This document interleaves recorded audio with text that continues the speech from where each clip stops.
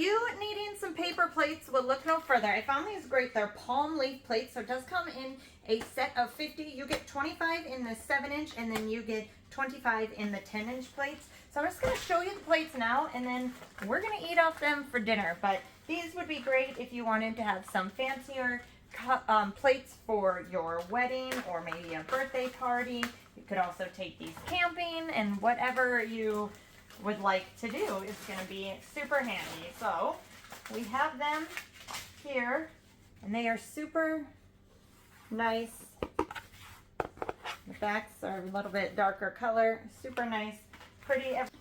So each plate has a little bit different style on it. They're super great. Once you use them, go ahead and just toss them into the trash. But like I said, you get the 25 in the 10-inch and then 25 in your 7-inch. So it would be great to have both of these. Let's get dinner served up. We'll put it on the plates and see how well they work. All right, so dinner is served. My kids like to have their food not be touching. So I'm gonna do my 5-year-old on this plate here. This is just a great option for so many different things. You can have your food right here. Looks nice. We're gonna put these in our camper, use them while camping. It's gonna hold up. They're nice and sturdy. I'm gonna add some gravy on here.